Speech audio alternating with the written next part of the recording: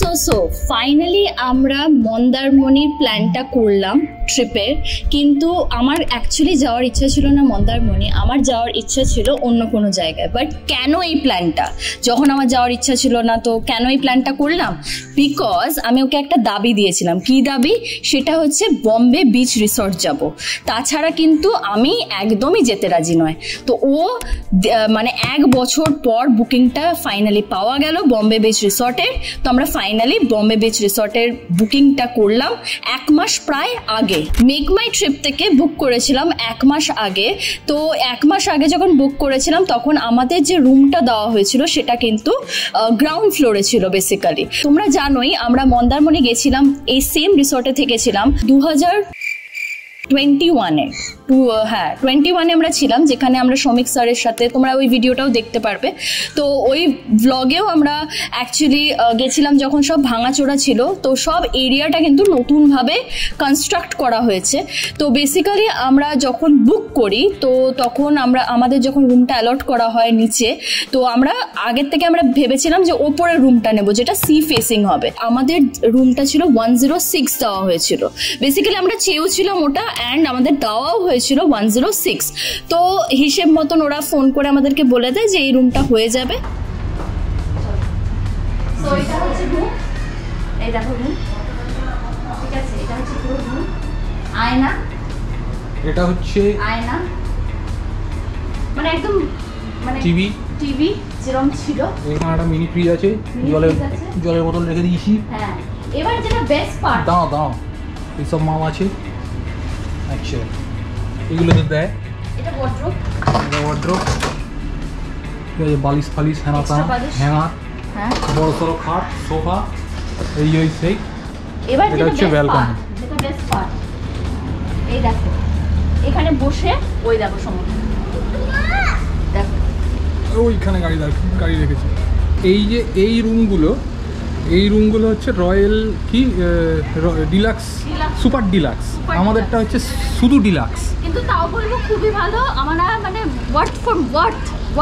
মানে গল্প হচ্ছে যে ওইটা আর একটু সামনে, আর ওইটা নাকি খাটে শুয়ে সমুদ্র দেখা যায়। এইটা হচ্ছে বাথরুম, খুব নর্মাল বাথরুম।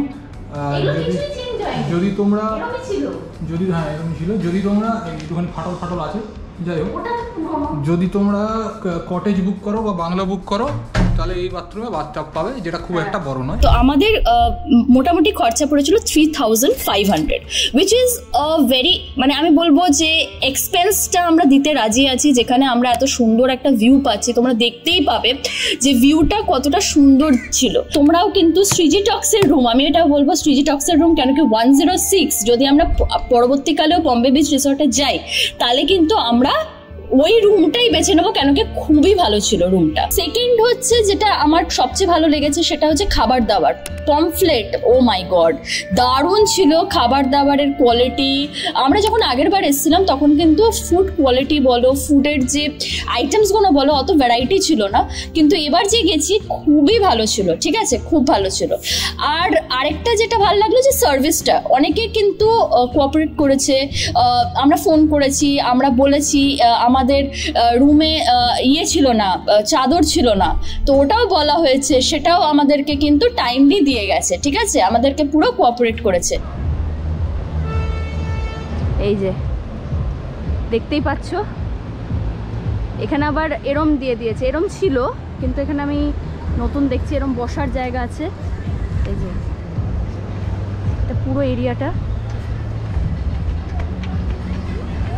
এই দেখো মাছ ধরতে যাচ্ছে। and this is something, এখানে হচ্ছে আরেকটা রিসর্ট, এটা আরেকটা রিসর্ট হচ্ছে, আরে দেখো,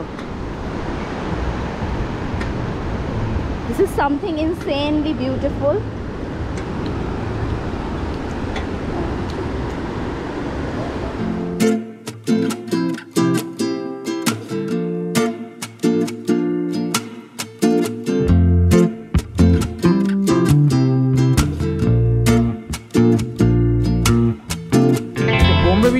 সামনেটা এটা কোনো কারণে ভেঙে গেছে না কি জানি না ভাই, ওই মানে ওই উঁচু জায়গাটা থেকে মানে নেবে আসারে অনেকটা মতন ঠিক আছে, তারপরে মানে এরকম আছে ভাই, মানে সে ডেঞ্জার জিনিস, মানে এই অবস্থা ভাই, এইখান থেকে ঠিক আছে এই অবস্থা।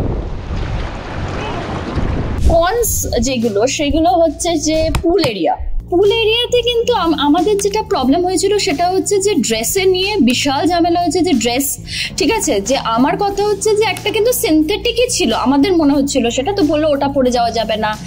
আমরা কিন্তু এমন কোনো ড্রেস ছিল না যেটা অ্যাকচুয়ালি পুরোপুরি মানে কোনো কি বলে কটন বেসড, পুরো কটন বেসড, ঠিক আছে, ওটা করা যাবে না। তারপরে সমুদ্রে চান করে যে আমরা মানে একটু বালি লাগা যাবে না পায়ে, তো সেইগুলো আমাদের মনে হচ্ছে এত রেস্ট্রিকশন। আমরা ঘুরতে এসছি একটা পুলে, আমরা একটা হয় না যে একটা পার্টি টাইপের না পুল, তো আমরা আরে ইয়ে করছি, তো মানে কোনো অনেক রেস্ট্রিকশন ছিল, অনেক রেস্ট্রিকশন হচ্ছে পুলটা। আমি একদম পুরোপুরি লাইক দিস করে নিয়েছি, এটা আমি নিয়ে এসেছিলাম, তো আমাকে এক্সট্রা পে করতে হবে না, কিন্তু আবার আমাকে জলে নামতে হবে, উইচ ইজ ভেরি স্ক্যারি। এই যে আরেকজন চেঞ্জ করে চলে এসছে। এটা এত ছোট, সো ছোট, ভগবান আমাকে বাঁচাও। কোথায় পা দেখো, সেটা কোথায় দেখতে পাচ্ছি না তো, দাঁড়া, আরে নিচে আরো নিচে।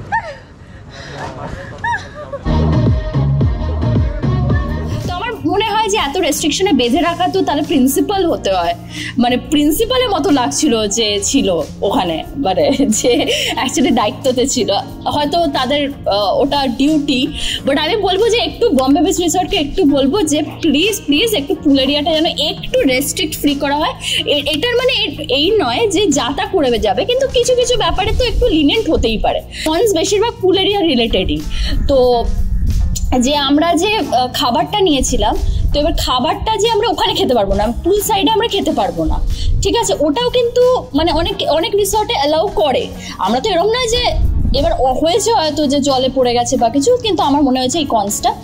আরেকটা কন হচ্ছে সেটা হচ্ছে রুমের ব্যাপারে আমার যেটা মনে হলো যে একটু যদি মানে যে রুমটাতে আমরা ছিলাম 106, এমনি সবই ঠিক ছিল, বেড বলো জিনিসপত্র বলো সবই ঠিক ছিল, বাট আমার মনে হয়েছে যে বাথরুমের যে সিলিংগুলো সেটা যদি একটু মানে ভালো করা যেত, বা মানে রং ফং একটু মনে হয়েছে, ওটাই লেগেছে, আর কোনো আমার কনস লাগেনি। সো ফুডের যে খরচাটা হয়েছিল আমাদের সেটা হচ্ছে প্রায় আমাদের 5,500। তো 5,500 টাকা যে খরচাটা হয়েছিল, তো আমাদের অনেক কিছু আমরা আইটেম নিয়েছি, তো খুব যথেষ্টই হয়েছে। এবার আসি একটা ট্র্যাজিক পার্টে। আমরা ট্রিপে যাব আর কোনো ট্র্যাজিক পার্ট হবে না, সেটা তো আর হতে পারে না, তাই না? সত্যি বলছি, আমি সব সময় এই ট্র্যাজিক পার্টটা হতেই থাকে। সেটা হচ্ছে আমাদের গোপ্রো খারাপ হয়ে গেছে, গোপ্রো এর গন্ডগোল হয়ে গেছে। GoPro is out of action, মানে জলে ডুবিয়েছিলাম আগের বারের মতন, আগের বারে সব ঠিক ছিল, এবারে সব গন্ডগোল হয়ে গেছে। সেরম ভাবেই জলে ডোবালাম, কিন্তু এবারে খারাপ হয়ে গেল। তা সে আর অন হচ্ছে না, সে আর কিছু হচ্ছে না। চার্জ দিয়ে দেখেছি ভেতরে জল ঢুকে গেছে, তারপরে মানে বাড়ি গিয়ে শোকাতে হবে, তারপরে যাই না কি হবে। তা ওই কারণে পুরো ব্যাপারটা ঘেঁটে গ হয়ে গেছে। স্টোরেজ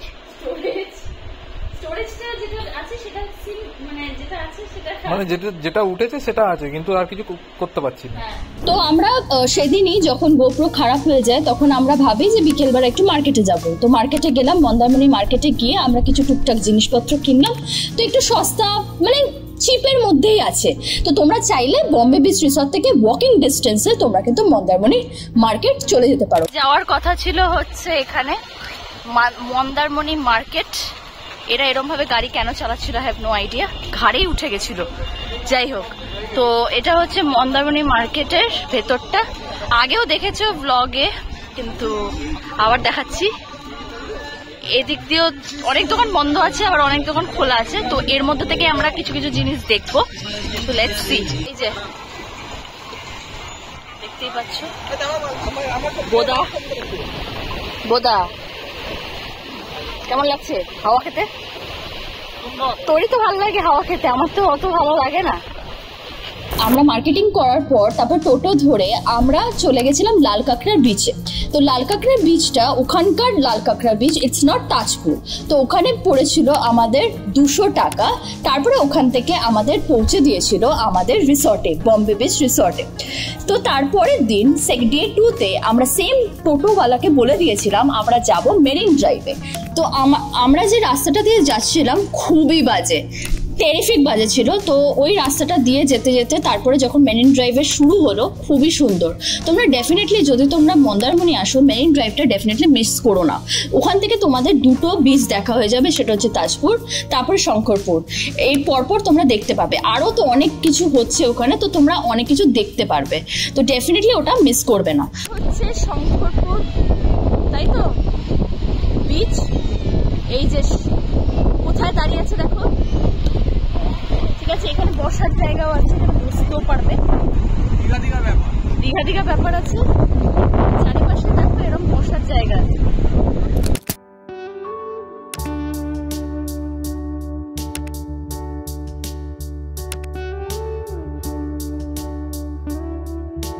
সো বেসিক্যালি মেরিন ড্রাইভের ওখানে যখন পৌঁছলাম তখন বেসিক্যালি ওখানে কিন্তু মানে সব বসার জায়গা করা আছে। শঙ্করপুরের যে জায়গাটা সেখানে পুরো বসার জায়গা করা আছে। তো তোমরা ওখানে বসে ছবি টবি তুলতে পারো, ওখানে সিনিক যে বিউটি সেটা নিতে পারো। রিসর্টে ব্যাক করলাম। রিসর্টে ব্যাক করার পর যেহেতু লাঞ্চ টাইম হয়ে গেছিল, তো আমরা ফাটাফাট আমরা কিন্তু অর্ডারটা দিয়ে দিলাম আমাদের লাঞ্চে। ওর খুব ইচ্ছা করছিল যে সমুদ্রে ঝাঁপাবে, কেন, ওর তো সমুদ্র খুবই প্রিয়। তো আমরা কিন্তু কিছুই নিয়ে যাইনি, আর যেহেতু গোপ্রো খারাপ হয়ে গেছে তো কিছু নিয়ে যেতেও পারিনি। তো ওখানে সব ও চানফান করলো, তারপর আমরা সুইমিং পুলে গেলাম, তারপরে আমরা একটু রেস্ট নিয়ে ওই জায়গাটা গেলাম যেটা অ্যাকচুয়ালি ভাঙাচোরা ছিল অনেককাল, মানে আমরা যখন গেছিলাম 2021-এ। তো 21-এ যখন গেছিলাম তখন ভাঙাচোরা ছিল, কিন্তু ওই জায়গাটা ওয়াচ টাওয়ার মতন করে দিয়েছে, একটা শ্যাক মতো করে দিয়েছে। কি আওয়াজ, শশ করে আওয়াজ হচ্ছে লিটারালি। হ্যাঁ, ডেফিনেটলি এরকম ভাবে আওয়াজ হচ্ছিল। এটা হচ্ছে বম্বে বিচ রিসর্টের নাইট ভিউ। এই দেখো নাইট ভিউ, আর এটা হচ্ছে সুইমিং পুল পুরোটা। এই দেখো এখন ভিউটা দেখতে পাচ্ছ। এই যে আজকে হচ্ছে 3rd ডে, আজকে চলে যাওয়ার দিন। তো দেখতে পাচ্ছ সকালের ভিউটা। সো এই ব্যালকনির থেকে সবচেয়ে বেশি যেটা মিস করব সেটা হচ্ছে ওই সমুদ্রটাকে। ঠিক আছে, এত কাছ থেকে, মানে ব্যালকনিতে বসলেই তোমরা সমুদ্র দেখতে পারবে। তো 106 রুমে আমরা ছিলাম বম্বে বিচ রিসর্টে। তো 106 রুমটা তোমরা নিলে পরে অনেকটা কাছে, কিন্তু ব্যালকনিতে বসেই সমুদ্র দেখতে পারবে। আগের বার আমরা এই রুমটাতে ছিলাম, 3rd ওয়ান, এখান থেকে 3rd ওয়ান। তো এটাই এখন, মানে আমরা এখন ব্রেকফাস্ট করতে যাব, তাই তো? কেমন লাগছে এটা এখন বলতে পারে, ও এটাই বলবে চলে যেতে হবে, এই হাওয়া পাবে না, তাই তো? হাওয়া পাবো না, সব ঘাড়ে ঘাড়ে বাড়ি আওয়াজ চলে আসবে। আরে পাশে মানে আরেকটা কথা আমি বলছিলাম ওকে যে মানে এখানে কি, এখানে জাস্ট আমরা এরম ভাবে সমুদ্রটাকে দেখছি, কিন্তু ওর যদি জানলা খোলা হয় কাকিমাকে দেখতে পাবে। সো আমরা 10:30টার সময় আমাদের রুম ছেড়ে দিলাম। ছেড়ে দেওয়ার পর আমরা বসেছিলাম লাঞ্চ করার জন্য। তো আমরা বসেছিলাম একটা শ্যাকে, কিন্তু এতটা বৃষ্টি হচ্ছিল, ওর যে ইচ্ছা ছিল যে বিচে এমনি যাবে সেটা আমরা বৃষ্টিতেই করতে হলো, ছাতা ফাতা খোলা যাচ্ছিল না। অনেক কষ্টে আমরা নামতে পারলাম, বৃষ্টির চারিদিকে বৃষ্টি, এই যে জুতো আমার ওর। আচ্ছা, তো এটা ব্যাপার। এখন বৃষ্টিটা হচ্ছে না, টিপ টিপ টিপ টিপ করে পড়ে যাচ্ছে, আর আমার হাতে ছাতা, ঠিক আছে, ছাতা খোলা যাবে না, মানে পুরো একদম, তাই তো, হাওয়াতে একদম উড়ে যাবে। ও আজকে নাকি পা জোবাবে না, কারণ কেউ জিন্সের প্যান্ট পরে আছে, এই যে, তাই জন্যে জাস্ট পৃথ্বীর শার্টটা নোটিস করো।